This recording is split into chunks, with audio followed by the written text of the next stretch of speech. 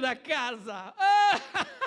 Qual é o nome do bairro? O nome do bairro é o teu nome. Ele habita no teu coração, no teu espírito.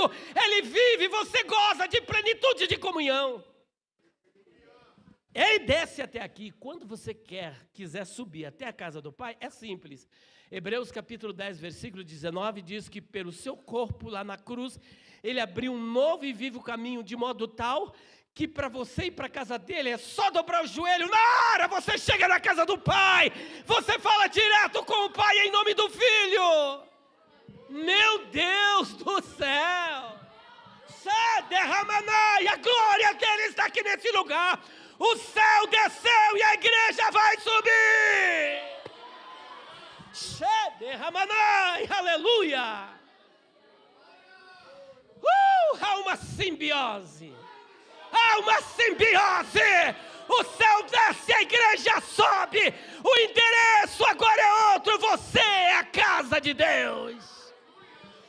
Derramanai. Gente, que comunhão, vocês estão sentindo? Eu estou sentindo algo tremendo aqui neste lugar. A graça e a paz de Cristo esteja com todos os amados irmãos. Amém. Por gentileza, queiram tomar assento. Queridos, é uma alegria muito grande poder estar voltando aqui a esta casa para a comemoração de mais um aniversário e quase bodas de pratas. Bodas de prata, né? 23 anos. Eu ouvi dizer que a gente só convida para o nosso aniversário pessoas que a gente gosta. Então, eu já estou me sentindo amado só pelo convite, né? E muito obrigado a todos os irmãos pela receptividade, pelo carinho, pelo amor. Queridos, minha família já foi apresentada outra vez, a Abigail, a Débora. Hoje eu tenho uma mensagem para compartilhar com vocês.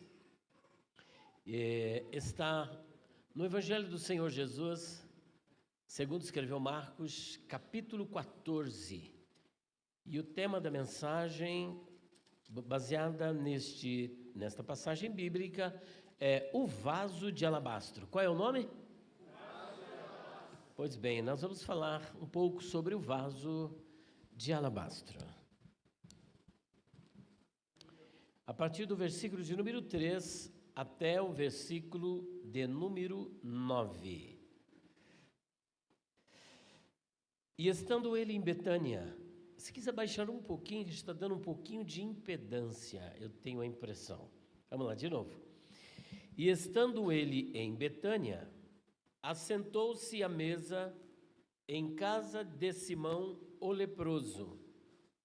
Veio uma mulher que trazia um vaso de alabastro com unguento de nardo puro, de muito preço, e quebrando o vaso, lhe o derramou sobre a cabeça. E alguns houve que em si mesmos se indignaram e disseram: para que se fez este desperdício de unguento? Porque podia vender-se por mais de 300 dinheiro e dá-lo aos pobres, e bramavam contra ela. Jesus, porém, disse: deixa, para que a molestais? Ela fez-me uma boa obra. Porque sempre tendes os pobres convosco, e podeis fazer-lhes bem, aleluia, quando quiserdes, mas a mim nem sempre me tendes. Esta fez o que podia, antecipou-se a ungir o meu corpo para a sepultura. Em verdade vos digo que em todas as partes do mundo, onde este evangelho for pregado, também o que ela fez será contado para a sua memória. Pai Santo, mais uma vez, queremos te louvar, glorificar e bendizer pela tua graça, fidelidade, amor e misericórdia. Eu quero te agradecer, Senhor, por esta oportunidade singular, pelo teu favor de me proporcionar esse momento especial, de estar aqui na tua casa, juntamente com o teu povo, com o teu rebanho, as tuas ovelhas que vieram aqui para ouvir a sua voz, somente a sua voz. Te agradeço também porque o Senhor nos trouxe aqui para usar como instrumento para a Tua glória. E que o Senhor possa me usar segundo a Tua boa vontade. Aleluia! Eu dependo da Tua graça, dependo de Ti, da Tua unção, da Tua bondade, da Tua misericórdia. Usa-me, Senhor, com Teu poder, aquece o meu coração com Teu coração, pois o Teu povo precisa sair daqui aquecido pela Tua presença e também pelo poder da Tua palavra, em nome do Senhor Jesus Cristo. Amém. Meus queridos, o Senhor me incomodou para trazer essa mensagem para vocês. E confesso que eu nunca preguei essa mensagem. Será a primeira vez. E o tema que nós demos para essa leitura é o vaso de alabastro. Esse sermão, o vaso de alabastro, a bem da verdade, é um convite à reflexão, à introspecção e também a darmos uma volta na oficina de Deus, na olaria de Deus. Aleluia! Para entender um pouco como é que Deus trata, como é que Deus trabalha. É um convite de Deus que tem como finalidade trazer quebrantamento. Deus, ao nos levar para a sua oficina, Ele quer extrair o melhor daquilo que Ele quer colocar em nós, para depois, por meio de nós, abençoar vidas. Mas para que tudo isso aconteça, Ele primeiro precisa tratar com a nossa vida. Esta é uma mensagem, portanto, de quebrantamento espiritual, conforme está no Salmo 119, 67, onde o salmista diz o seguinte: antes de ser afligido, eu andava errado, mas agora eu guardo a tua palavra. E no versículo de número 71 ele diz: foi-me bom ter sido afligido, para que guardasse os teus mandamentos. Muitas vezes a gente está passando por um processo, a gente não entende. E a gente quer escapar da mão de Deus, e escapar antecipadamente.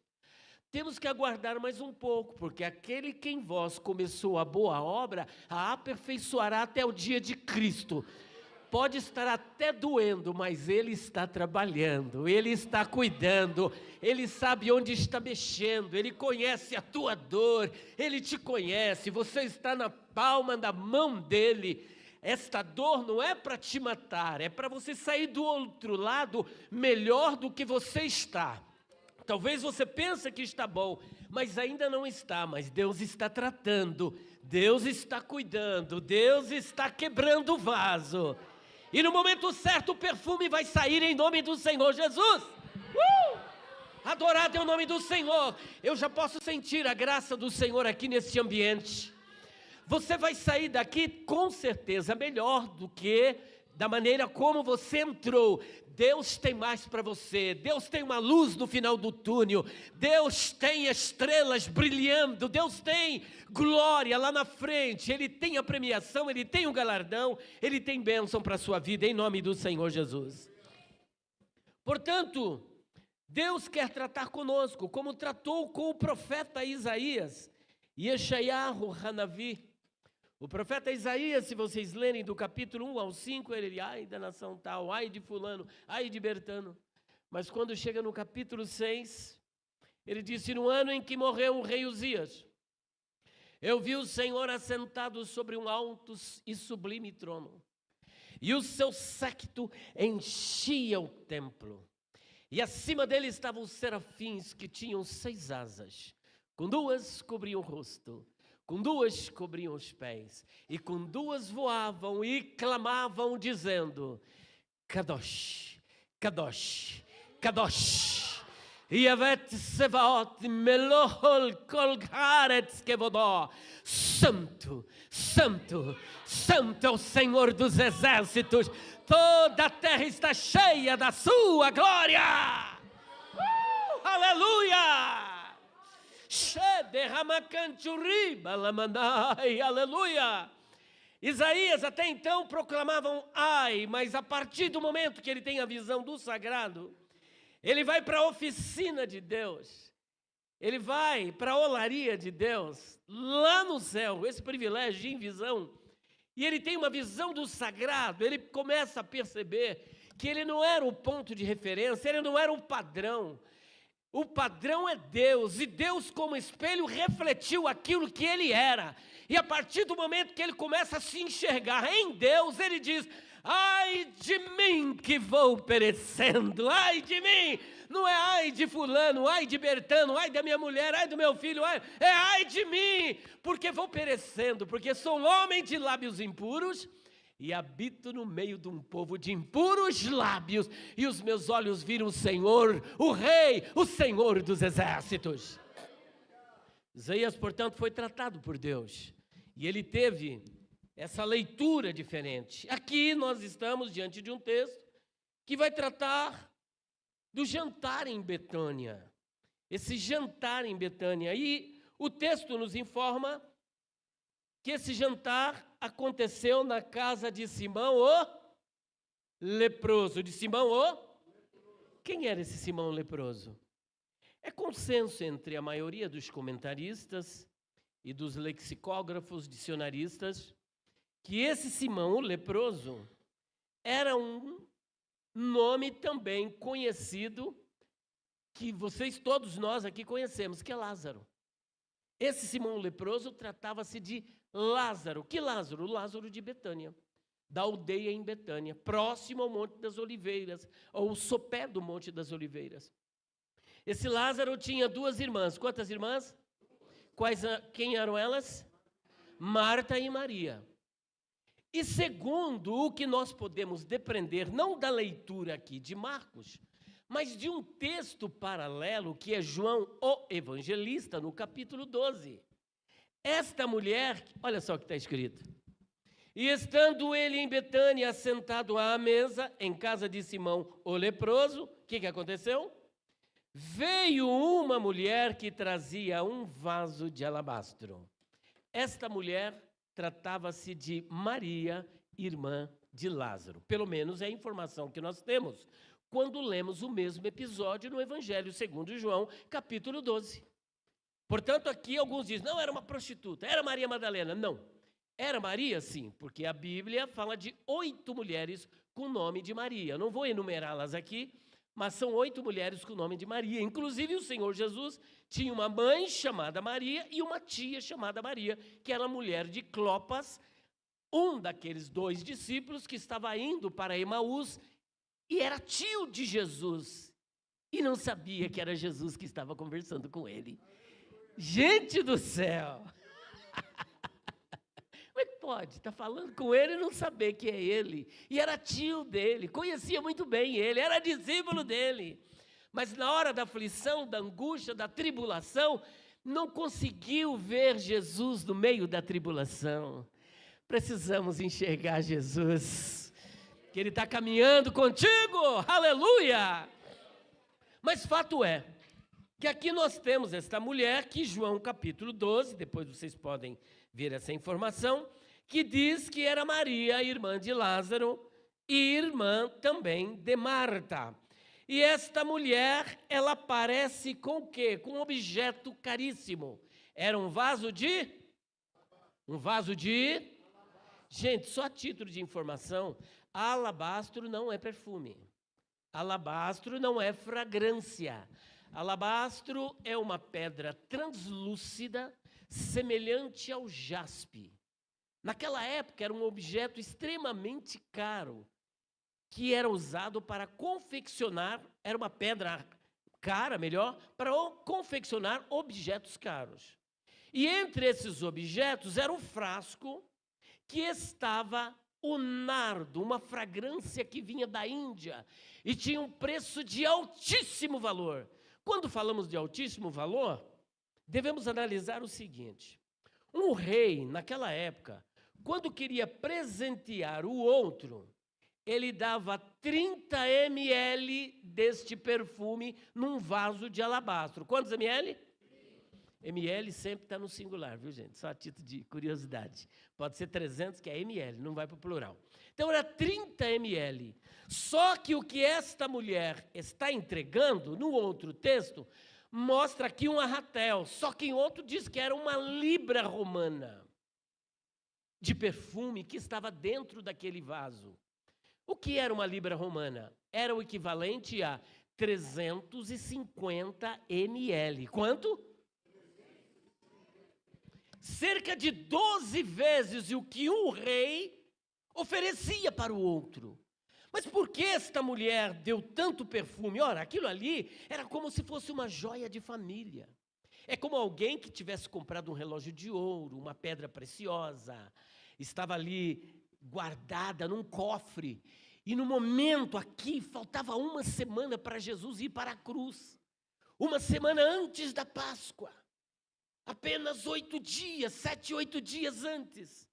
Maria aparece com esse perfume, ela teve tanto tempo para oferecer, mas justamente faltando poucos dias para Jesus ser martirizado, para ele enfrentar o pior que o Império Romano poderia oferecer para alguém, porque a crucificação era considerada por Cícero, por Plínio Moço, como uma invenção satânica, destinada apenas a assassinos do pai, da mãe, do irmão, da irmã, a pessoas que se insurgiam contra o Estado. Mas Jesus estava prestes a enfrentar esta cruz, e de repente aparece Maria com 350 ml de nardo puro, de uma fragrância que vinha da Índia. E sabe qual era o valor disso? Equivalia a 12 meses de um trabalhador. 12 meses do salário de um trabalhador. Levando em consideração que o império é romano, vamos converter isso para euro. Eu não sei, o euro deve estar R$6. É só você multiplicar por 12 meses, vezes R$6.000, vai para quanto? Quanto dá? R$72.000. Então, esse vaso de alabastro, esse perfume, estava em torno de 60 mil a 72 mil reais. Era algo valioso. Era algo precioso. E esta mulher entra, portanto, ali com este vaso de alabastro, que era esta pedra, como eu já disse, de nardo puro. Só que começou a acontecer uma coisa, que quando ela entrou e derramou esse vaso, olha só, e veio uma mulher que trazia um vaso de alabastro com unguento de nardo puro, de muito preço. Veja o que o evangelista diz. Ele era de muito preço. E quebrando o vaso, o que ela fez? Lhe derramou sobre a cabeça e lambuzou até os pés. E alguns houve que em si mesmos se indignaram. Ficaram indignados. Como é que pode? Começaram a protestar e disseram: para que se fez este desperdício de unguento? Só acha que é um desperdício quem não conhece o valor do mestre. Aquilo que você oferece para o mestre depende do conceito que você tem dele. Como é que você vê o mestre? O seu presente para ele vai depender do seu relacionamento com ele, da sua comunhão com ele, da sua intimidade com ele. O que ele representa para você? Um rei dava 30 ml. Esta mulher deu 350 ml. Por quê? Porque ela não foi fazer isso para um rei. Jesus não era apenas um rei. Ele é Rei dos reis e Senhor dos senhores. É o Criador do universo. É o seu Consolador, o seu Salvador, o seu Libertador. É isso que ele é. Será que ele merece? Aleluia! Maria não estava vendo ele apenas como um homem comum. Não, ele é o Machia, Iavé Jireh, Iavé Rafá, Iavé Tzidkenu. Ele é o Senhor, o Ego em mim. É o meu Senhor, o meu Salvador. Aleluia! Aleluia! A murmuração e a indignação. Só que só vai realizar isso quem conhece, quem tem relacionamento. Se vocês lerem nos evangelhos, pelo menos por 3 vezes iremos encontrar Maria Sabe em que posição? Quem se lembra? Aos pés de Jesus, pastor Ludgero. Aos pés de Jesus, pelo menos por 3 vezes. Enquanto Marta está ocupada com os deveres de casa, Maria escolheu a melhor parte, estava ao pé do Mestre, aprendendo, amando, adorando. Aleluia!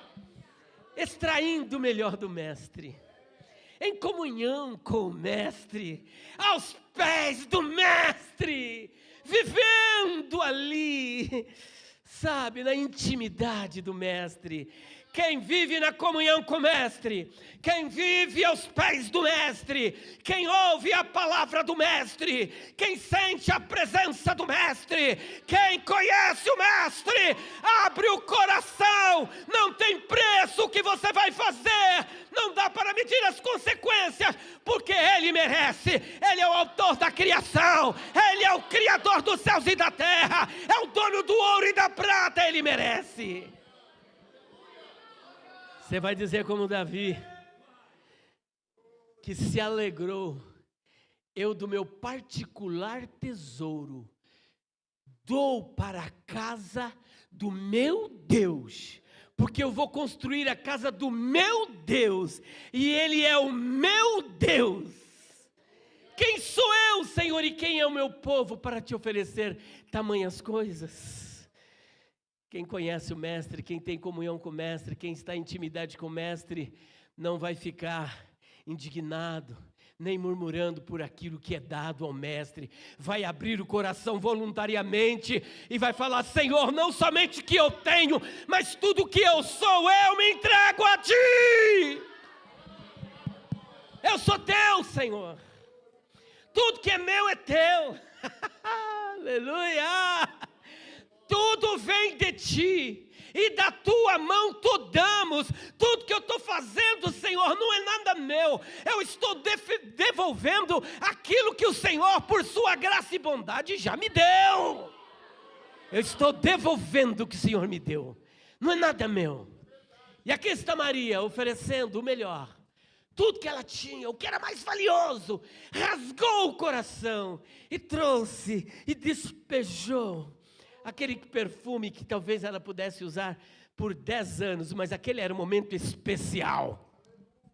Por que Maria fez isso? É sobre isso que nós vamos pensar um pouquinho. Primeiro ponto, Maria tomou aquela atitude diferente dos discípulos, que depois João vai acusar Judas Iscariotes. Mas Marcos diz que era alguns dos. E eram também seus discípulos, porque eles não eram perfeitos. Também estavam na oficina de Jesus, sendo tratados e aperfeiçoados por Ele. Lá na frente, eles puderam ser aquilo que Jesus queria que eles fossem. Talvez alguém está olhando para você, vendo você agora. Jesus não, Ele está olhando como é que você vai ficar lá na frente. Ele não desiste de você, portanto não desista dEle. Ele está tratando, Ele está te aperfeiçoando.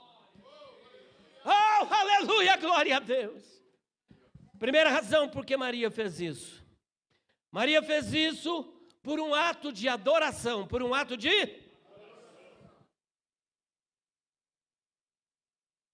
Existe gratidão, ação de graças. Pessoa que recebeu algo e ela é grata por aquilo que ela recebeu. Isso é uma virtude maravilhosa. Poucas pessoas têm esta qualidade. Às vezes você faz o bem para uma pessoa, você faz tudo melhor. Mas na primeira oportunidade que ela tem, ela faz como Judas Iscariotes, oferece o calcanhar. Mas Maria, ela teve uma atitude diferente. Então tem a gratidão, tem o agradecimento e tem também o louvor, o elogio.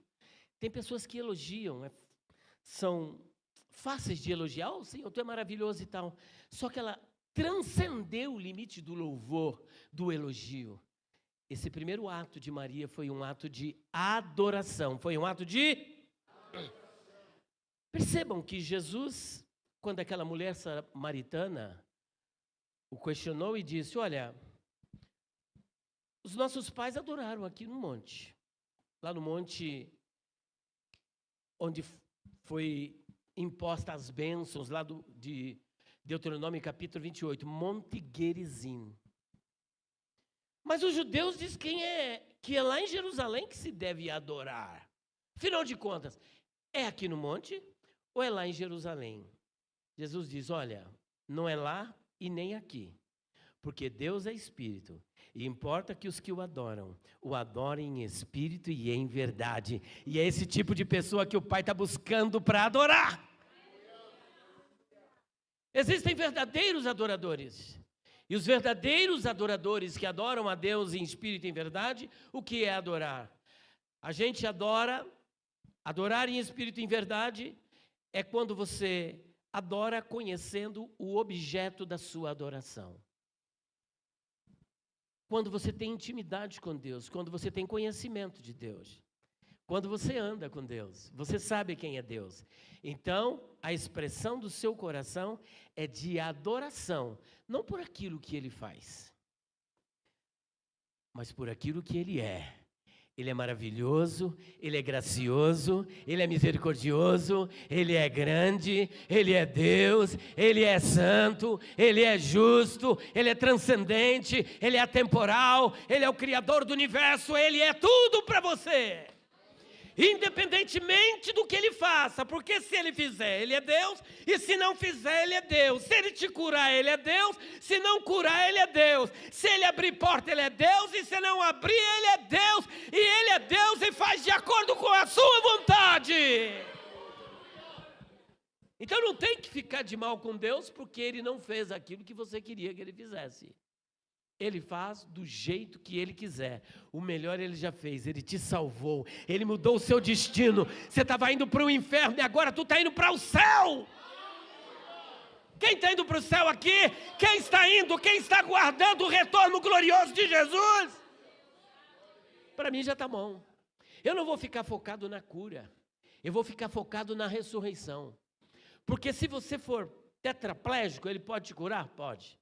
Se você estiver em estado terminal de câncer, no nível de metástase, já inconsciente, Ele pode curar? Pode. Mas você vai morrer. Agora, se você ficar focado na ressurreição, você pode estar apodrecido, ninguém dá conta de uma molécula do seu corpo.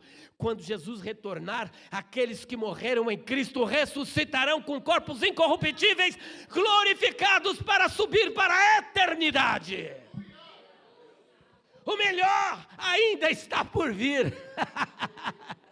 Porque não é manifesto aquilo que havemos de ser, mas quando Ele se manifestar, seremos semelhantes a Ele, porque do jeito que Ele é, nós o veremos. Verdadeiros adoradores adoram o Pai em espírito e em verdade.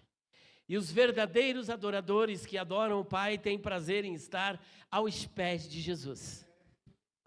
Ele quer sempre estar na intimidade com Jesus, na comunhão com Jesus. E é isso que Maria oferecia, uma comunhão, a intimidade com o Senhor. Então, o primeiro ato de Maria foi um ato de adoração, um ato de... Você tem adorado ao Senhor por aquilo que Ele é? O seu relacionamento com Ele, como é que tem sido? Ah, Senhor, toma lá e dá cá, eu faço isso, o Senhor me dá aquilo. Quando Ele não faz, você fica aborrecido. Ou você consegue entender o Pai e adorá-lo mesmo quando Ele não faz aquilo que você quer. Nem sempre um pai dá aquilo que o filho quer, mas dá aquilo que o filho precisa. Continuando. Segunda razão, um ato de gratidão. Foi um ato de... Afinal de contas, Jesus já proporcionou tantos momentos especiais para Maria. Será que a gente pode imaginar? Sempre quando ele estava ali filando uma boia, você sabe que a Bíblia diz que o lugar onde ele batia uma boia era na casa de Maria. Não era não? Estava sempre ali, de vez em quando passava por ali para filar a boia. E ele não só filava a boia, ele distribuía o conhecimento do céu. Ele abria o bom tesouro e Maria tinha prazer de ficar ao lado dele. Tem outra coisa que Jesus fez, quem se lembra? Para um familiar de Maria, o que ele fez? ressuscitou Lázaro. Proporcionou momento de comunhão, momento de alegria, momento de experiência do céu. Gente, sabe o que é? Deus encarnado dentro da sua casa, filando a sua boia e distribuindo conhecimento do céu para você em particular. Oh, glória! Valorize isso. Maria tinha ele físico por fora. Você tem ele agora dentro de você, habitando em você. O Espírito habita em você. Não é para filaboia, não, mas é para prover as suas necessidades, para consolar o teu coração, para te dar uma direção, para te dar uma palavra, para te dar consolo 24 horas por dia. 24 horas por dia. Na época de Maria, ele saía da Galileia e vinha para Pérea. A distância era grande. Suponhamos que aqui é a Pérea, desse lado aqui, ó. Está ao lado da Judéia, no extremo sul de Israel. Acima da Pérea estava Decápolis, a cidade dos gentios.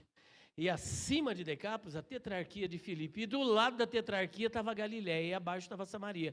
Saindo lá do fim do mundo, do norte, da parte setentrional, ele vinha aqui para o sul e passava na casa de Maria.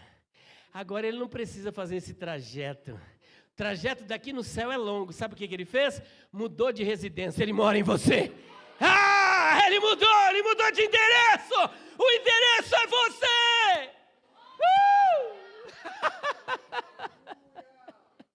Você é o novo endereço.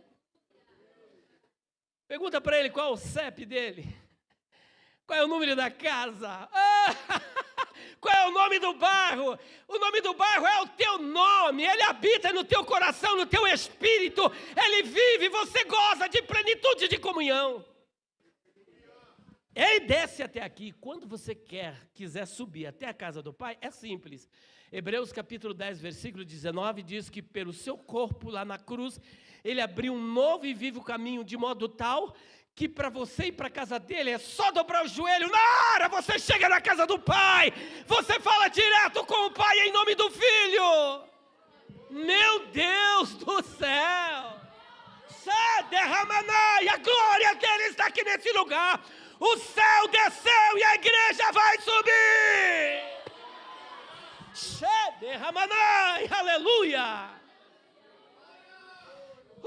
Há uma simbiose. Há uma simbiose. O céu desce, a igreja sobe. O endereço agora é outro. Você é a casa de Deus. Derramanai.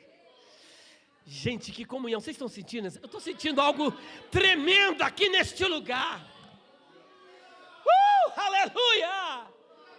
A igreja está fazendo aniversário, mas eu estou sendo presenteado pela presença dEle, pela glória dEle, pela unção dEle, pela comunhão com Ele. Oh, adorado é o nome do Senhor. O Senhor quer te levar para uma nova dimensão. Você tem um novo e vivo caminho que foi inaugurado na cruz. Pode entrar e falar com Ele, desfrutar de tudo, palavras inefáveis. Maria, portanto, diante de tudo isso, ela tem uma atitude de gratidão. Primeiro foi um ato de adoração e agora um ato de gratidão. Bendiz a minha alma o Senhor, e tudo que há em mim, bendiga o teu santo nome. Bendiz a minha alma ao Senhor e não te esqueça de nenhum dos teus benefícios. É Ele que sara as tuas enfermidades. É Ele que enche a tua alma de alegria e de paz. É Ele que te enche de esperança. Sabe qual é o nosso problema? É que nós nos esquecemos daquilo que Deus fez. E ficamos desesperados por aquilo que nós queremos que Ele venha fazer. E quando Ele não faz do jeito que a gente quer, a gente fica murmurando como está, sem levar em consideração aquilo que Ele já fez. Ele já desceu do céu, Ele já morreu na cruz, Ele já te salvou, Ele já te restaurou, Ele já enviou o Consolador, Ele enche seu coração de gozo, te colocou neste lugar aqui, para você adorá-lo, para você ter comunhão com Ele, para você ter paz com Ele. Ele te deu vida, Ele te deu saúde. Muitos gostariam de estar no teu lugar e hoje estão trancafiados ou estão na estrada, arrebentados dentro do hospital. Mas você está aqui para adorá-lo. Aproveite este dia. Esse é o dia que o Senhor fez. Comece a agradecer por aquilo que Deus já fez. Não é por aquilo que Ele vai fazer, porque o amanhã pertence a Ele. Viva hoje, agora, esse momento, é o dia que Deus fez. O que Ele já fez por você? Como que era a sua vida e como Ele está? Qual o projeto que Ele tem para você? Maria levou tudo isso em consideração. E é por isso que ela foi lá e levou um vaso de alabastro com 350 ml. Um ano de trabalho. 60 a 72 mil. Dava para comprar um carrinho aí, mais ou menos, não é não? É. Dá para se alegrar um pouquinho, né? Com essa grana aí. Por último, por que Maria levou este vaso de alabastro? Vocês perceberam aqui no texto? Eu quero situar vocês aqui no texto. A última razão pela qual ela levou o vaso de alabastro. Versículo 8 do capítulo 14. Se quiser projetar na tela, por gentileza, eu gostaria que todos lessem. Marcos 14, versículo de número 8. O que está escrito? 1, 2, 3.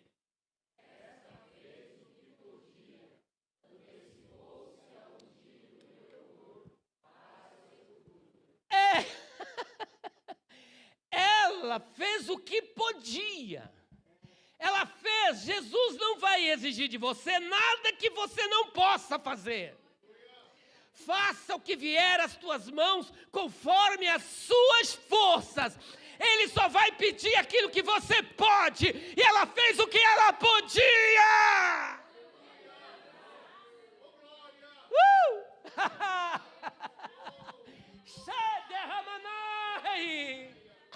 Faça o que Ele deu condições e posse para você fazer. Abençoe a obra dEle. Abençoe a causa dEle. Seja grato a Ele por tudo que Ele já te fez. Ela fez o que podia, preparando o meu corpo para... O que Maria fez antecipadamente? 8 dias de antecedência. Ungiu o corpo de Jesus para que ele pudesse ser? Vocês se lembram das mulheres? Depois da morte do Senhor Jesus, Jesus morreu numa sexta-feira, que João chama de Parasceve. João capítulo 19, versículo de número 14. E era o dia da preparação. O outro dia, em hebraico, é chamado de Shabbat Gadol. Shabbat Gadol significa o grande sábado. E naquele sábado, eles iam comemorar a maior festa do judaísmo, que não era o Yom Kippur, não era a festa de Purim, não era a Hag Shavuot, não, era a Hag Pessah, ou seja, a festa da Páscoa, onde eles iriam comemorar a libertação. Olha onde essa mulher vai parar. Eles iam comemorar a libertação, a morte do Cordeiro lá no Egito. E agora aqui a morte do Cordeiro de Deus, que tira o pecado do mundo. Estava para preparar, era a libação para o sacrifício. Ele ia para a sepultura. O corpo precisava ser ungido. E estas mulheres agora, passado o sábado, domingo pela manhã, primeiro dia da semana, em hebraico, Yom Rishon, primeiro dia, Yom Rishon, primeiro dia. Elas foram ao sepulcro para fazer o quê? Quem se lembra? O que as mulheres saíram da Galileia foram fazer lá na sepultura? Foram fazer o quê? Ungir o corpo de Jesus. Elas foram fazer o quê mesmo? Só que elas estavam preocupadas.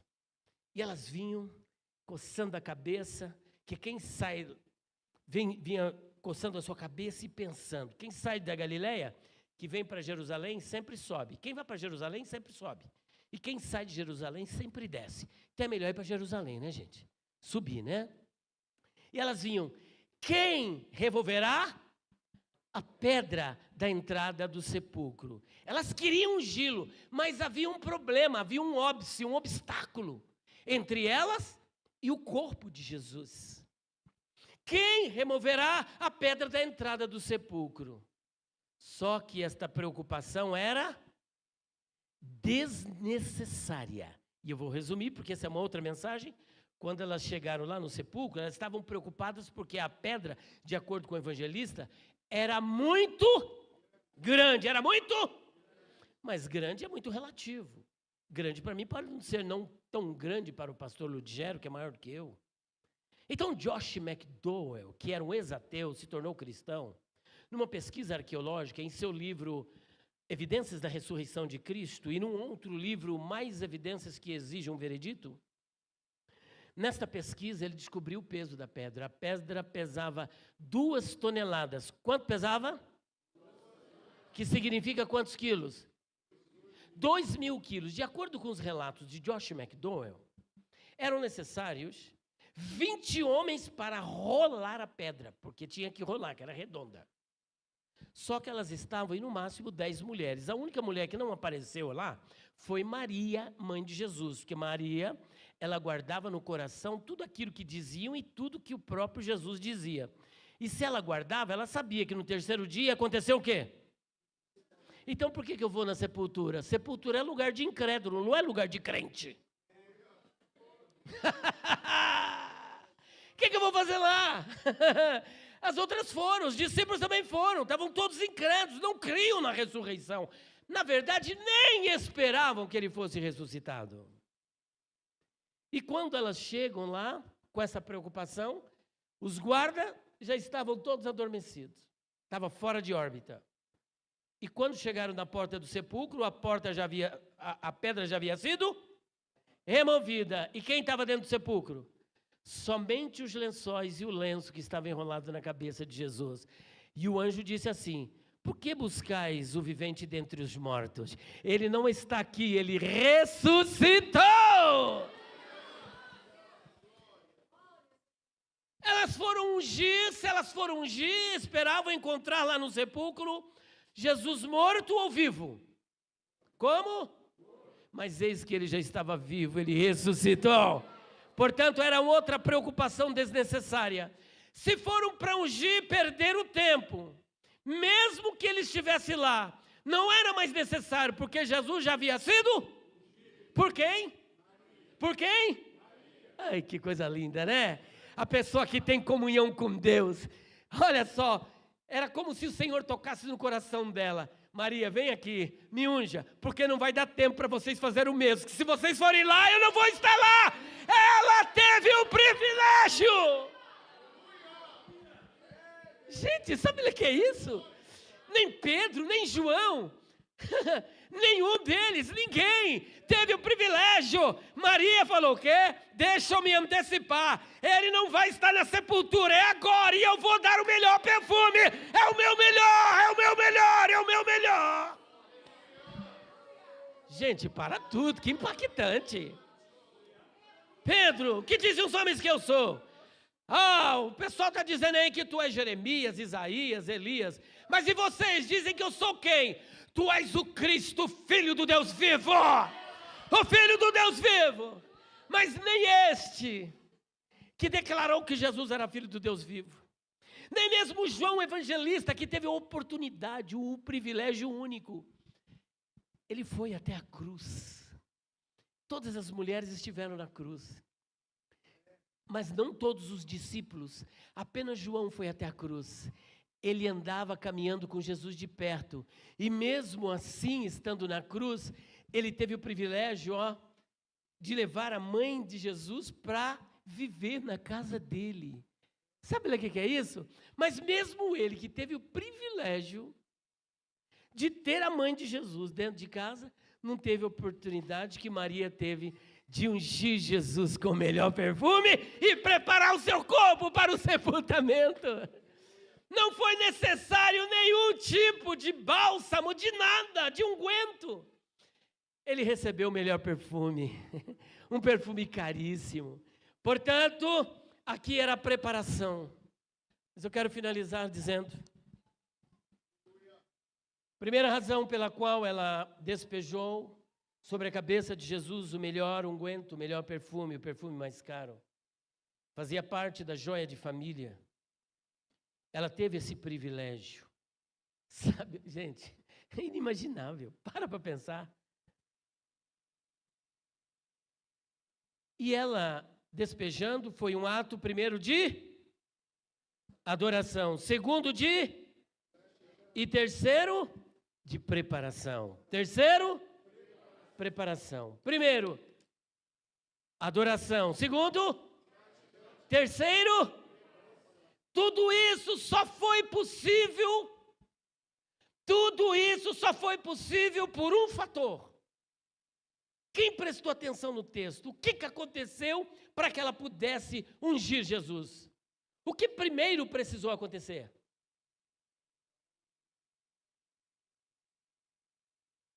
O vaso era de alabastro, vou dar a dica, o spoiler. O vaso era de pedra e o vaso estava? Então, primeiro, para tudo isso acontecer, precisou?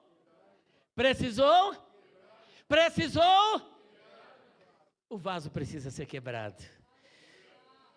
O vaso, para ver adoração, verdadeira adoração, para ver a verdadeira gratidão, para ver preparação, o vaso precisa ser quebrado. Deus quer te quebrar e talvez já está te quebrando.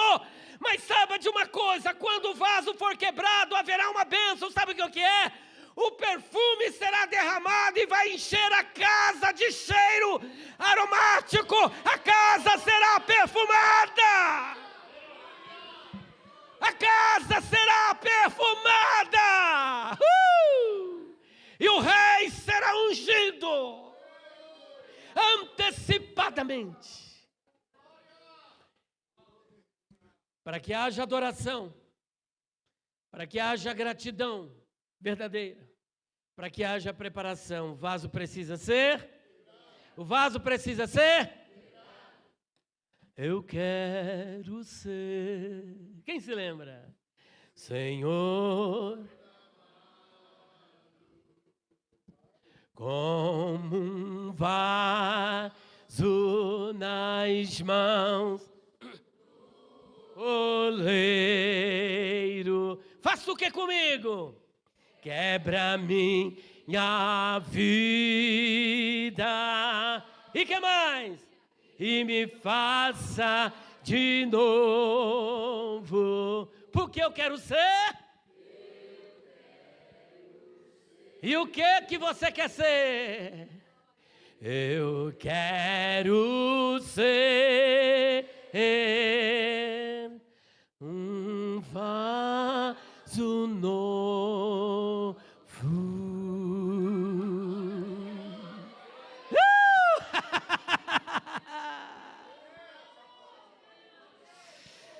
Adore ao Senhor, Ele quer um vaso novo. Mas para ver o vaso novo, o alabastro precisa ser quebrado, o perfume precisa ser derramado, a casa precisa se encher do aroma e o rei precisa ser ungido. Para que tudo isso fosse possível, o vaso precisou ser quebrado. Moisés, antes de ser quebrado, ele estava disposto a matar. Olha só a diferença. Moisés, antes de ser quebrado, estava disposto a... E matou o egípcio. E depois ele praticou um segundo crime. Qual foi? Ocultação de cadáver. E vendo que não podia mais se sustentar dentro do Egito, o que ele fez? Fugiu. Assassino, ocultação de cadáver e fugitivo da polícia. Porque o vaso... Oi? E era um príncipe. O próximo herdeiro. mas assassino. Tudo que esperava por ele ali no Egito era a morte. Tudo que esperava por nós lá no Egito era a morte. Mas nós tivemos um encontro no Sinai. Não no Sinai, mas diante de Deus. Aleluia! Mas depois que ele foi tratado, passaram-se 40 anos. Quem era acostumado na vida palaciana, diante do faraó, diante das princesas, diante das autoridades, na pompa, na riqueza, agora vai para o deserto pastorear ovelhas. É o vaso sendo quebrado, troca de posição, posição de glória, agora para o deserto. Muitas vezes Deus nos manda para o deserto, mas não é para te matar, não é para te entregar aos escorpiões, é para tratar de mim e de você e fazer um vaso novo. A prova pode até estar doendo, mas lá na frente você vai se sair melhor. Moisés foi tratado, e depois de tratado, e depois que o vaso foi quebrado, antes do vaso ser quebrado, ele estava disposto a matar, ocultar o cadáver e fugir. Mas depois do vaso tratado, ele vai lá no Egito, olha só, homem que conduzia um rebanho pequeno de ovelha, agora vai conduzir 3 milhões de ovelhas. Aleluia! Conduzir animais, agora é gente, é povo de Deus, o povo eleito, o povo hebreu, o povo de Israel. 3 milhões ele está tirando do Egito. Só que aquele vaso, lá no Egito, olha a honra que Deus dá para ele. Moisés, lá no Egito, qual será a minha posição? Você não será mais príncipe, você não será mais rei. E o que eu serei? Lá você será Deus, e Arão, teu irmão, vai ser o teu profeta. A mudança de posição, tu não vai entrar lá como um faraózinho não, lá você vai ser Deus. Vocês estão com medo de falar, mas está na Bíblia isso. Está na Bíblia. Não é que ele era Deus divino, mas lá ele ocupava o lugar de... Porque ele falava e Arão reproduzia. Deus colocava a palavra na boca de Moisés. Ali, o que Moisés dissesse, Deus assinava embaixo. Era o representante, o embaixador de Deus no Egito. Ele estava numa posição de superioridade a Faraó. Faraó, aqui vai acontecer o seguinte: a água vai ser transformada em sangue. Sabe essa areia? Vai ser transformada em piolho. Vai acontecer trevas, é praga, milagre após milagre, um atrás do outro. Vaso quebrado depois é instrumento de Deus para a realização da sua vontade. É vaso de glória. Porque temos esse vaso de barro para que a excelência do poder seja de... e não dos homens. Ele vai como Deus e Arão como seu profeta. Se vocês conseguirem encontrar esse texto aí, que eu não me lembro, está em Êxodo. Encontrem e leiam, como diz o bom assembleano, para não ficar somente nas minhas palavras. Mas está escrito, tá? Lá tu serás Deus e Arão será o teu profeta. Eu percebi que houve aquele silêncio. Que negócio é esse? Vai ser Deus? Eu só vou reproduzir o que está escrito. Moisés agora estava pronto para realizar milagres, o sobrenatural de Deus. Ficou 40 dias e 40 noites. Olha, gente, olha aí, ó, o vaso quebrado. Ó. Vaso quebrado, vai lá no Egito, na posição de Deus, embaixador de Deus, representante do céu, realiza milagres, confunde o faraó, tira o povo do Egito, conduz pelo deserto. Quando o mar estava à frente deles, o povo está desesperado. Ele falou: por que clamas a mim, Moisés? Diga ao povo que marche. Dali a pouco ele estende a mão. Não vão pregar por aí que ele abriu o mar com o cajado, porque não foi. Ele estendeu as mãos. E durante a noite toda, Deus soprou no meio do mar e dividiu as águas. E o povo passou no Mar Vermelho. Gente, se eu for enumerar aqui os milagres, a obra que Deus fez, lá do outro lado do Mar Vermelho, Deus tem milagres para você realizar. Deus tem algo portentoso, grandioso. Bem alto, como é que é? Êxodo 7:1, por favor, projete na tela. Para não ficar aqui só nas minhas palavras. Deus tem coisas grandes. Êxodo 7, versículo 1. Para todo mundo ter acesso à palavra, por gentileza. Olha lá, 1, 2, 3. Então...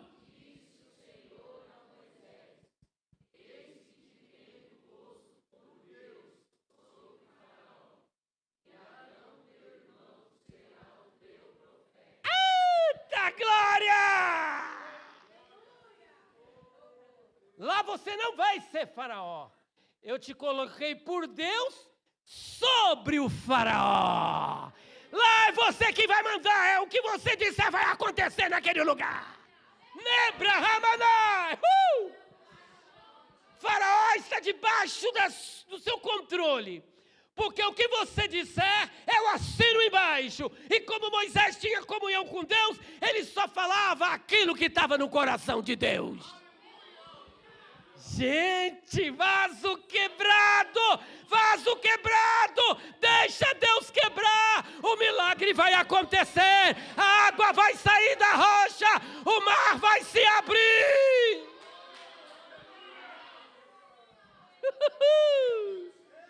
Shederramanai, Nebracanturibalamanaia. Haverá coluna de nuvem, haverá coluna de fogo, haverá água saindo da rocha, haverá abundância no deserto, haverá prosperidade no deserto, haverá maná. Não vai faltar a presença do Altíssimo, a voz de Deus estará na tua vida. Haverá direção, haverá provisão, haverá glória, haverá poder. Receba esta palavra em nome de Jesus. Saia daqui cavalgando sobre as alturas da terra.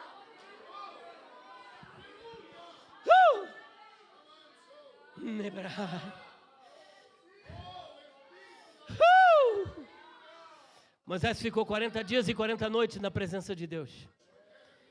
Não comeu pão, não bebeu água. Gente, se vocês vão falar de Moisés aqui, o tempo vai embora. Depois vocês leiam o livro de Êxodo. Leiam a Torá. Gênesis, Êxodo, Levítico, Número, Deuteronômio. E por último, ele teve o privilégio, o único ser no planeta Terra, o único ser que teve o privilégio de não morrer de doença, nem por acidente, nem por AVC, nem por câncer. Foi Deus que disse: Moisés, você está com quantos anos? 120. Está com problema de visão? Não. O diabo da Bete te pegou? Também não. Colesterol? Não. Febre? Doença? Nada. Você está bem? Está enxergando bem? Nunca mais se levantou profeta algum como Moisés, com quem Deus falasse face a face. Agora, Moisés, você vai partir para a eternidade, e o teu corpo não haverá coveiro. Quem fará o teu sepultamento sou eu. Aleluia! A glória do Senhor está na casa. Deus tem mais para você, vaso de alabastro. Gente, há uma unção poderosa aqui nesse lugar. Deus vai fazer coisa grande nesta igreja. Deus tem mudança para a tua vida. Deus tem transformação. O vaso será quebrado, o perfume será derramado. A glória vai descer, a glória vai descer, a glória vai descer, a glória vai descer, a glória vai descer, vai descer.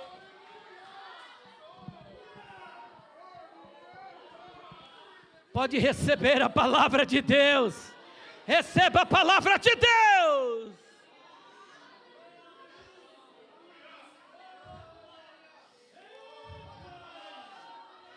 Pode adorar, pode glorificar. Aproveita o momento, é o momento do avivamento, é o momento da renovação. O perfume está sendo derramado, a glória está descendo neste lugar.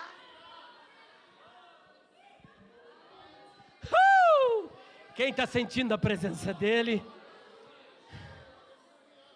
Gente, teria muito mais para vos dizer. Vaso quebrado. Antes de ser afligido, eu andava errado, mas agora eu guardo a tua palavra. Agora está doendo, você vai reclamar, você vai murmurar.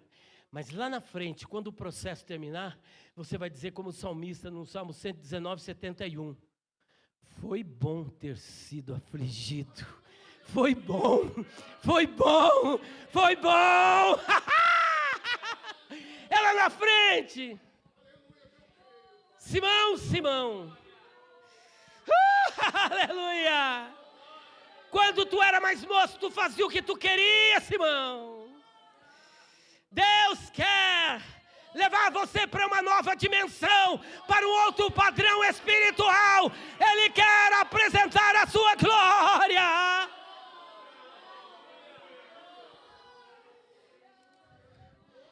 Quero finalizar com as palavras de Jó. Bem sei eu que tudo podes, e que nenhum dos teus planos pode ser impedido. Quem é este que obscurece a palavra? Quem é este que obscurece o conselho sem entendimento? Eu falei coisas que para mim eram maravilhosas, disse Jó, mas que eu não conhecia. Mas agora, eu te conhecia de ouvir falar. Só que agora não, é de contigo andar. É de contigo andar. É de contigo andar. Ele quer andar com você, passo a passo, te carregando no colo. Mas o vaso precisa ser. E quando o vaso for quebrado, você vai entrar naquela palavra que Paulo disse, que nós somos o bom perfume de Cristo. Você será um perfume, onde você for, você vai ser agradável. Tem pessoas que é um asco, lá vem fulano de tal, aquele encrenqueiro, aquele casca grossa, aquilo isso. Não, depois de quebrantado, você vai fazer como Moisés. Antes ele estava disposto a matar. Depois de tratado, Deus queria matar o povo, matar todo mundo. Ora, Moisés já não tinha mais o espírito assassino. Quando Deus propôs matar o povo e falou, olha, de você eu vou fazer um novo povo, ele falou, de jeito nenhum. Olha só. Deus desce no nível do homem. Está Deus aqui, ó, falando com Moisés aqui, os dois aqui, ó. E Moisés agora confronta Deus, falou, Senhor, o senhor já parou para pensar no que o senhor está querendo fazer? O que os egípcios vão dizer? Que o Senhor teve poder para tirar o povo do Egito, mas o Senhor não teve poder para sustentar eles aqui no deserto e colocar na terra que o Senhor falou. Se arrepende desse mal que o Senhor estava querendo projetar para eles. E o que a Bíblia diz? Vocês vão se assustar agora. E Deus se arrependeu do mal que ia fazer e não fez. Estão duvidando também? Êxodo 34. Se estiver duvidando, Êxodo capítulo 32, melhor. Versículos 12 a 14. Se arrepende, a Bíblia de Deus se arrependeu. E a briga continuou. Porque Moisés ficou 40 dias e 40 noites lutando com Deus por causa de um povo que Deus queria matar, um povo apóstata. E ele falou, é o seguinte, capítulo 32, versículo 32 de Êxodo. Se realmente não dá para o Senhor perdoar este povo, vamos fazer o seguinte, o quê? Risca o meu nome do teu livro que tu tens escrito. Me manda para a sepultura e a minha alma vai para o inferno. Deus falou, não, quem pecar contra mim eu riscarei, mas você não, Moisés. Olha o privilégio, depois vocês leem em casa, essa peleja de Deus com Moisés. O cabra era ousado. E sabe onde foi parar aquele homem que queria matar, que antes não era quebrantado, depois foi quebrantado? Basta vocês compulsar a galeria dos heróis da fé. Lá está Moisés. Pela fé, Moisés. Deus tem uma galeria para te colocar. Deus tem um posto para te dar. Deus tem uma posição de honra. Que Deus abençoe a todos vocês em nome do Senhor Jesus.